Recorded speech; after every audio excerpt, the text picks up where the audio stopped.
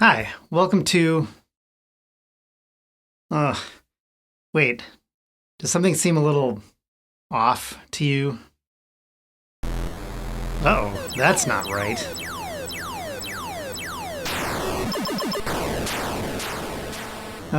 Well, whatever.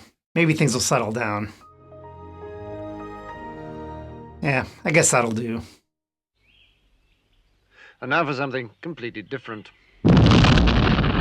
Back in December, I made a video where I scrolled through electric basses on Sweetwater's website, picking out 5 basses under $1,000 that I wouldn't normally be interested in. I put them to a vote and said I would buy and review the winning bass once I've made enough in YouTube ad revenue in 2026 to pay for it. I'm not there yet. Of course, since I made that video, Spectre has discontinued the Performer line, and the Warwick Rock bass is now over $1,000. No matter, the Sterling Bongo, which I still think is the ugliest of the bunch, is still in the lead in the voting. And honestly, it's probably going to be a few more months before I hit the $800 in ad revenue I need to pay for it. As of mid-March, I should be about halfway there. In the meantime, I decided to flip the script, sort of. Instead of looking at basses that, in my narrow and judgmental perspective, are weird, I spent some time last week looking at the variations of what I think is the original and definitive electric bass, the Fender Precision. Fender and Squier make precision basses in a broad range of prices, from the Squier Debut Series, made in China, sold exclusively on Amazon, and priced under $200, to the Corona, California-based Fender Custom Shop, which produces one-off, built-to-order instruments that often sell in excess of $5,000. But as far as mainstream production line basses go, the range starts with the Sonic Squier, available for around $250, on up to the Fender American Vintage 2, which sells for about 10 times that. All of the Squiers, along with the Fender Standard line, are made in Indonesia, likely in the same colossal Cortec factory complex Phil McKnight toured last year.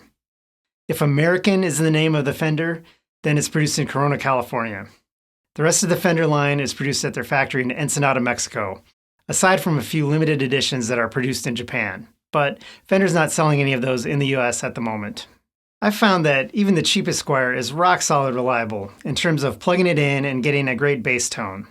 But I've also encountered various nitpicky quality control issues across the entire range. A more expensive Fender is not a guarantee of superior quality. In fact, quality can vary from instrument to instrument, even on the same production line. You need to actually play an individual instrument to know if it's any good. So take anything I say from this point forward with a grain of salt. For the purpose of this video, I'm looking at 10 different precision basses, 3 from Squier and 7 from Fender, running the gamut of prices and features. I captured screenshots of each from Fender's website on February 9th, 2026. I checked again about a week later, and yes, a couple of prices had already changed. Those will be noted as we go. Here are those 10 basses sorted by their current US retail prices. All of these prices end in 99 cents, so I'm just going to round up. Squier Sonic, $270. Squier Affinity Series PJ, $370. And as of 2016, it went up to $380. Squier Classic Vibe 70s, $530. There are also classic vibe designs from the 50s and 60s, but I like the 70s look best. All are the same price. Fender Standard, $680, and you might remember last year they debuted at $600. Fender Player 2, $850. Fender Vintera 2 50s, $1,000, on sale. And as of today, the 20th of February, it's been reduced to $700. They're obviously on closeout, and they may be gone entirely by the time you see this. Fender Player 2 Modified Active, $1,150. Fender American Professional Classic, $1,600. Fender American Professional 2, $1,890. Fender American Ultra 2, $2,300. For the lefties out there, I should note that your options are much more limited. At the moment, it appears the only left-handed precision bass is the American Professional 2. Same price as the right-handed version. There used to be a left-handed Squier Classic Vibe 60s, but it's sold out and the price has not been updated, so I assume it's discontinued. I've compared the specs, factored in some of my own past experiences, and ranked these 10 instruments based on 5 categories: design, neck, nut, bridge, and pickups/electronics. This gives each a base score out of 50 possible points, which is then calculated against the price using my top secret formula to give a bang for your buck score. Okay, the formula is not really secret. It's the base score squared, divided by the price, and then normalized against the gold standard, the Fender American Professional 2, which I set at 1.000. I'll tell you right now, the highest bang for your buck score came out to 1.501. The lowest is an abysmal 0.158. But which bass is which? Let's find out. Category 1, Design. A P bass is a P bass. It's a classic design, but at a glance, these basses all look the same. I decided to rank them by the number of colors available. I also picked out my favorite color of each and used those as a subjective tiebreaker for models with the same number of colors. I made note of any unique design elements such as anodized pickguards, finger rests, and in the case of the Ultra 2, an extra fret. But those really didn't factor into my ratings. With these criteria in mind, the American Professional 2 takes the top spot. It's really the flagship Fender model, paired with the Player 2 as the flagship of the Mexican series, so it makes sense that those two models have the widest variety of color options available. The bottom for me is the Vintera 2. Only 2 colors, and if Desert Sand is my favorite, well, yeah. Category 2, Neck. Probably the most important thing for me about a neck is clean fretwork and ideally rolled edges on the fretboard, followed closely by a satin finish on the back. I've always had sensory issues, but I'm becoming more keenly aware of them as I age into a crusty old fart. If the neck doesn't feel good to play on, then the instrument sucks as far as I'm concerned. The Sadowski Metro Express is a good example. It had a roasted maple neck with a really nice satin finish on the back. That part felt great. But it had sharp fretboard edges and semi-hemispherical frets, which, although there were no pokey bits, felt really bumpy and awful to run my fingers across.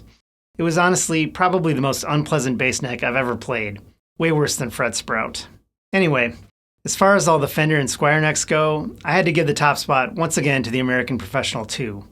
It's one of only 2 that got a fancy brand name for its satin urethane finish, but based on my past experience with an American Professional, not 2, it's a really premium feeling finish.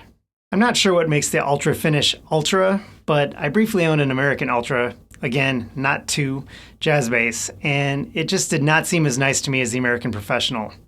Maybe I'm letting my bad experience with the Ultra tarnish the reputation of the Ultra 2, which I've never experienced, but having looked closely over the years at the specs from the American Elite, which was replaced by the Ultra, which was replaced by the Ultra 2, Fender seems to be on a downward trajectory with their supposedly top-end line.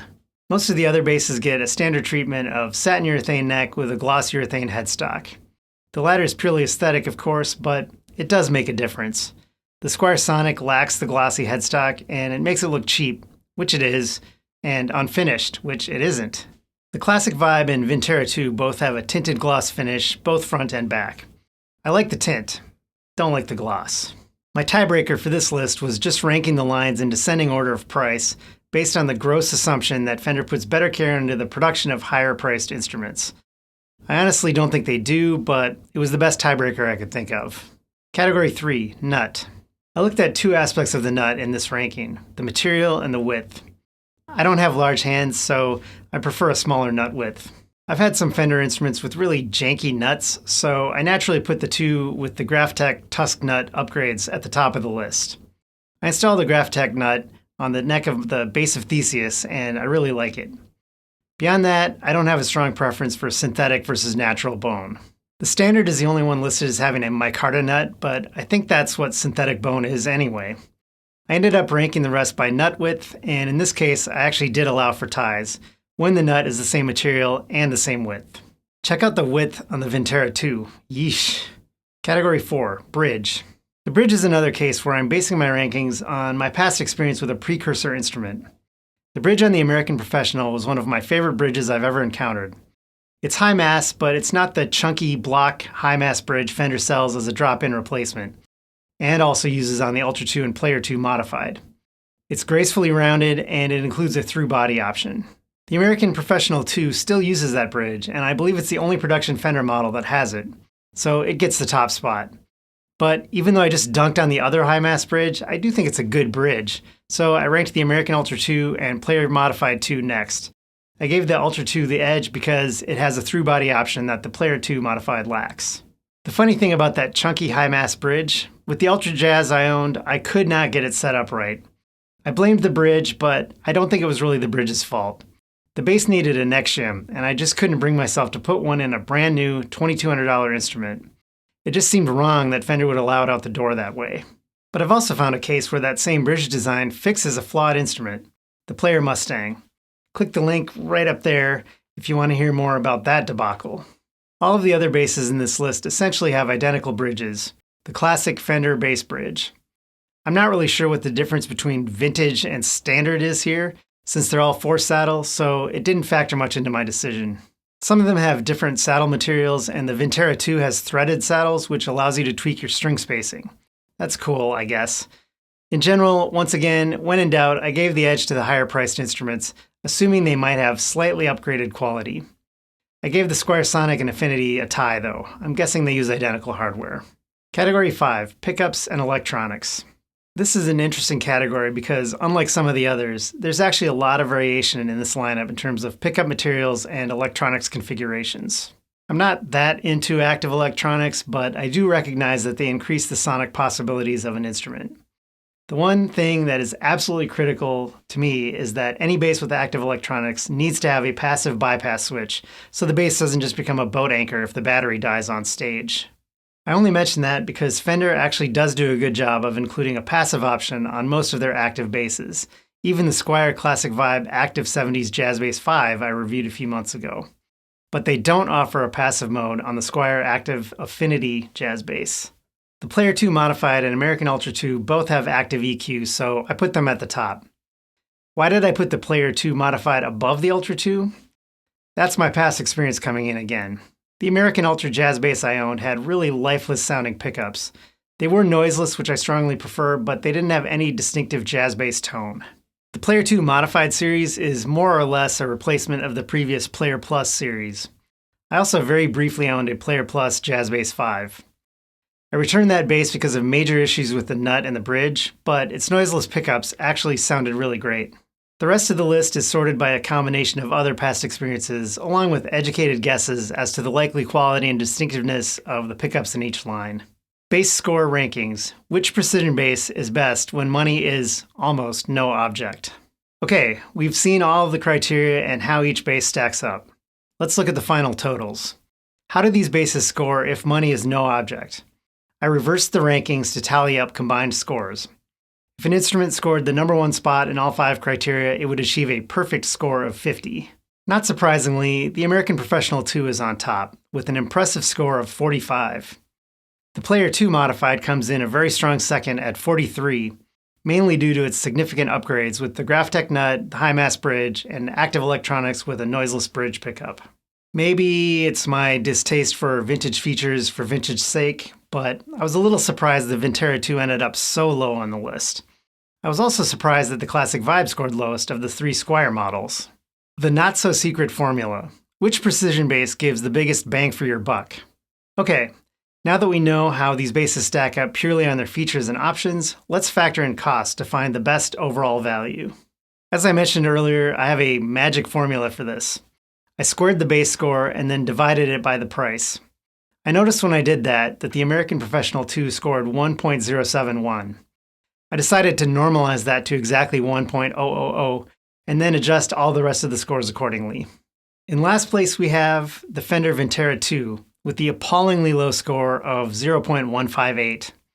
If you're really hung up on vintage features, I can at least say that this is a cheaper alternative than the American Vintage 2 series.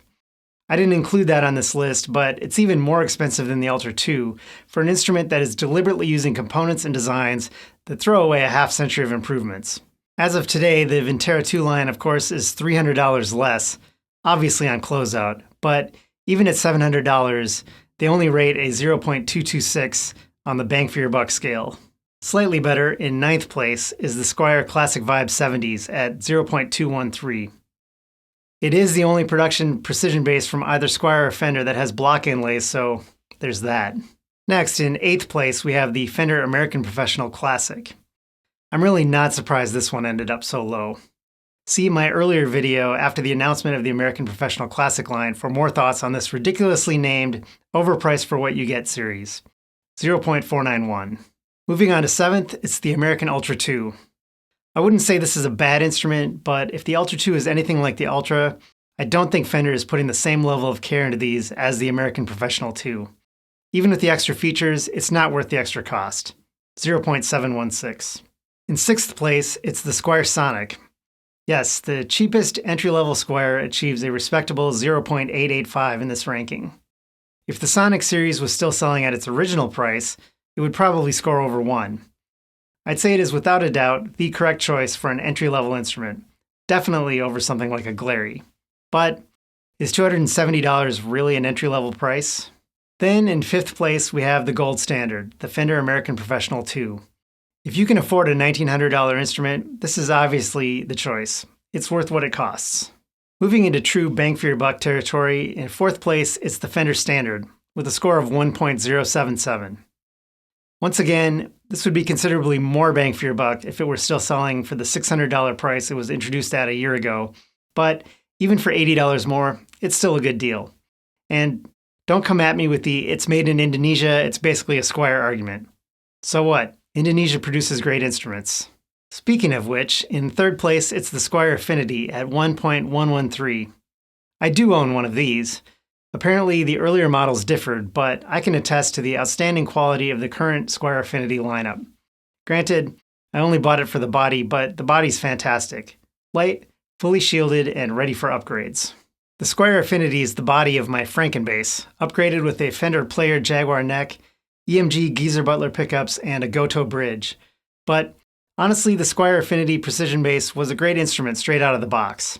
It's now $100 more than it was just a year ago, and with a $10 price increase this week, its score drops to 1.084, but I'd still say it's a good deal. In 2nd place, the Player 2. I have to assume that this is the biggest selling electric bass Fender produces. Made in their Ensenada factory in Mexico, it's 100% pure Fender. No frills, but quality parts. Quality control and assembly may be a different matter, but again, that applies across the board here. Still, you're getting the bones of a great instrument at a reasonable price, achieving a bang for your buck score of 1.125. And that just leaves our winner. In 1st place, it's the Fender Player 2 Modified, with a stunning bang for your buck score of 1.501. You're essentially getting the majority of the same upgrades available in the American Ultra 2 in an instrument that's half the price. Granted, at almost $1,200, it's not exactly cheap, but by modern standards, it's a solid middle-of-the-road price for an instrument absolutely loaded with smartly targeted upgrades, while maintaining that classic precision bass look. We have a winner, but is the Player 2 Modified really that good? I was impressed with how highly the Player 2 Modified scored, but I wondered, does it really live up to the formula?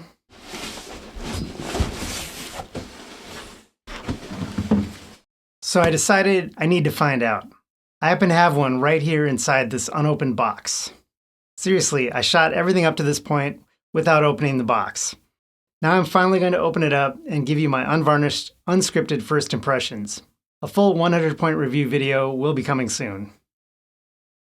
Unboxing and first impressions.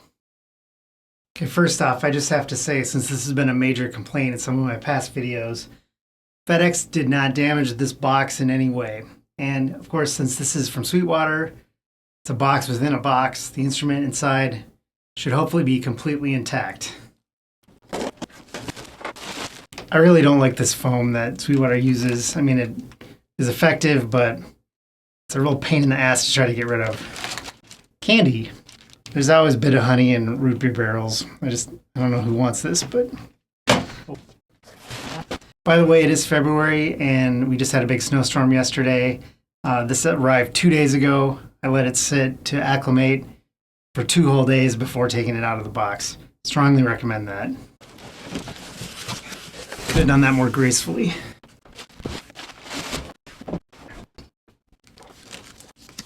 This bass does come with a gig bag.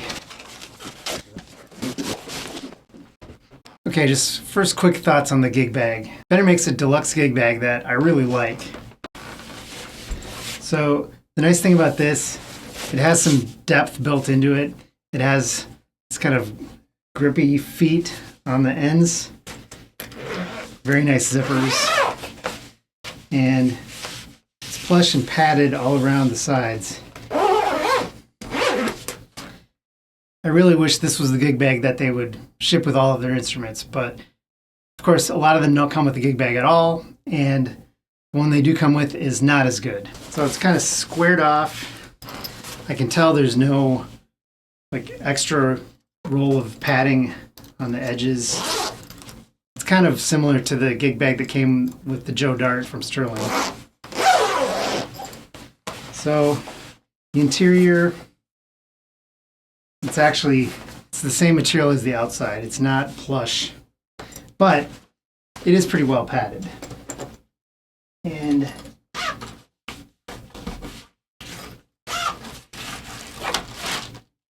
here's the X tools and warranty and such.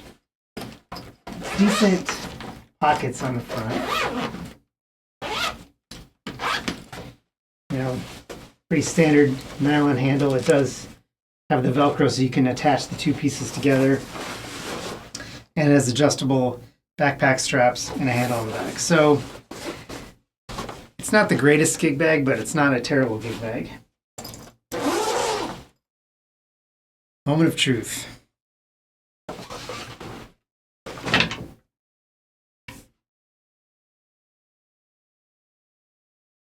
So my first thought, this is my first time seeing this color in person. It's called Sunshine Yellow. I would say it's more of an egg yolk yellow. I do really like it though.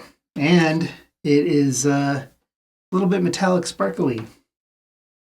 So that's nice. It has the high mass bridge, of course. Supposed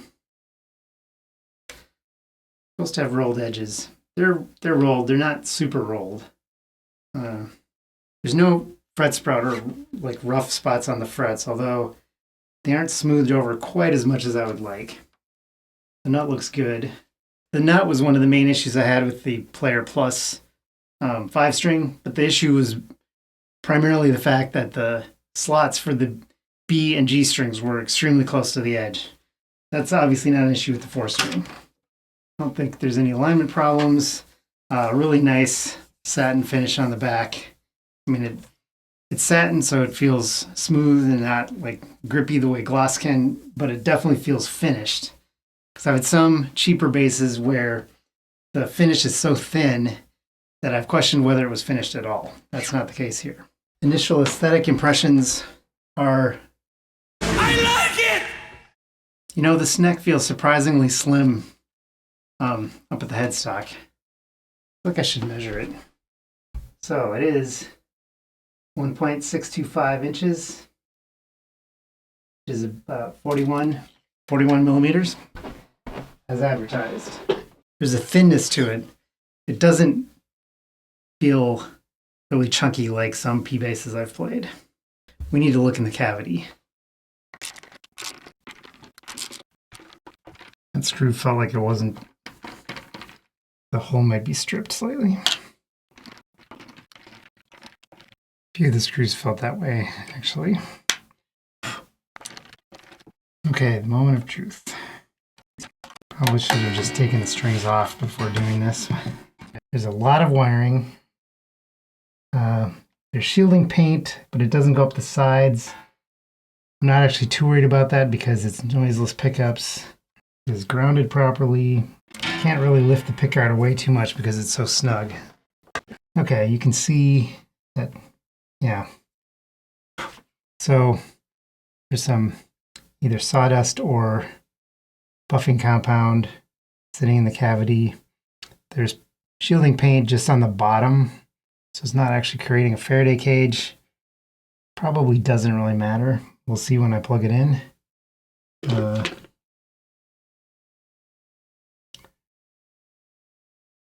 Don't think I've seen kind of brass bracket. Looks like brass that the split pickup is attached to on a previous Fender. I've never seen. Oh, so it's not actually attached to it, but it's wrapped around there. So I'm not sure what the purpose of that is. I've not seen anything like that before. Not sure how good of a shot I'm getting at this. But anyway, that's interesting. So of course we have the circuit board for the active electronics. You know, everything looks like it's done pretty well to a reasonably high standard. Have they actually? Looks like they may have done what I do, which is not. These are like separate wires that have been. Well, it's like a heat shrink splice. So they may have spliced those cables. I'm not going to fault them for that because that's what I would do myself, since I do not solder, even though people at Fender obviously should be able to solder. But I think it's just probably was necessary for how these plugs go into the circuit board. Anyway, nothing to worry about there. I don't like all that dust that's in there, but now I left a little mark with my finger.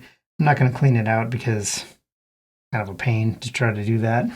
Every Mexican-made Fender has this kind of circular cutout in the body.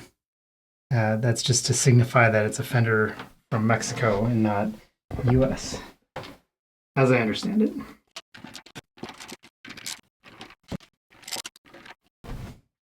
Before I get it all restrung, I'm going to take a close look at the nut.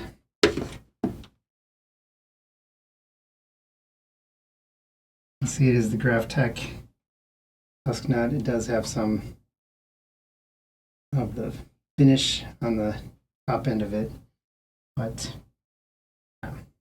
it's good.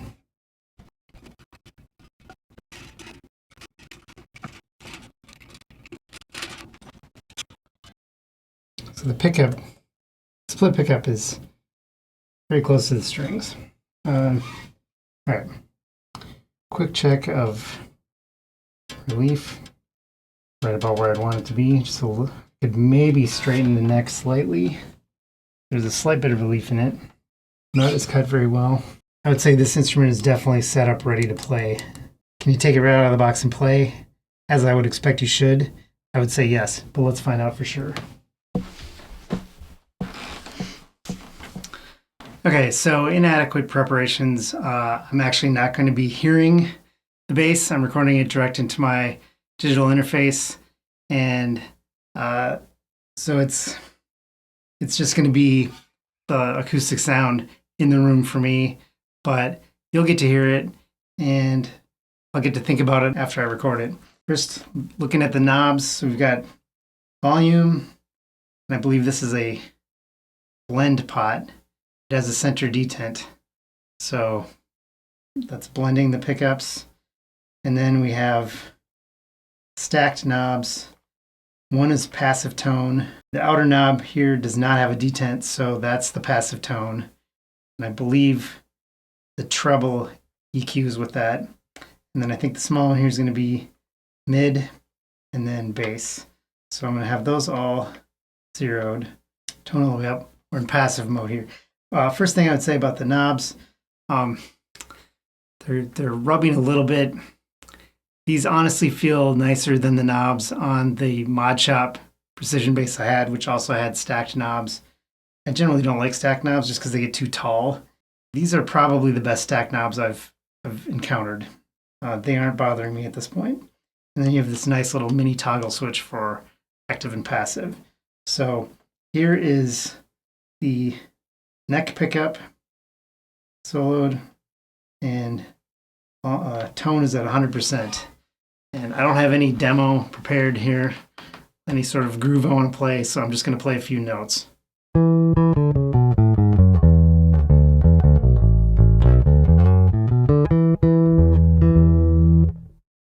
And let's turn the tone all the way down.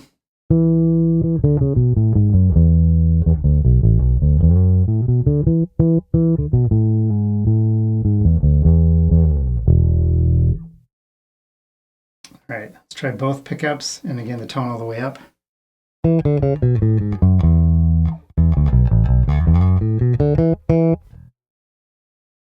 Tone all the way down.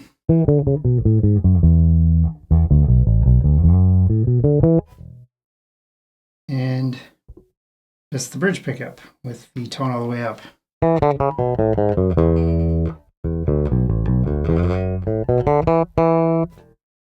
And tone all the way down.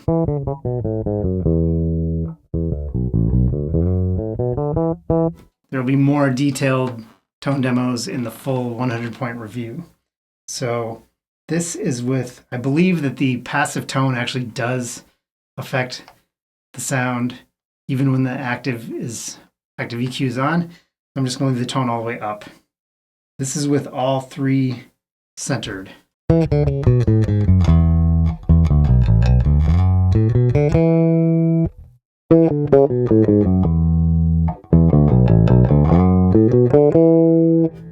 Okay.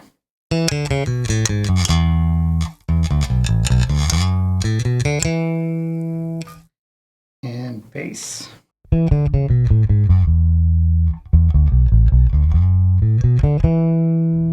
My first impressions, yeah, it's good. Now I need to actually hear what it sounds like. That'll help. Stay tuned for the 100-point review.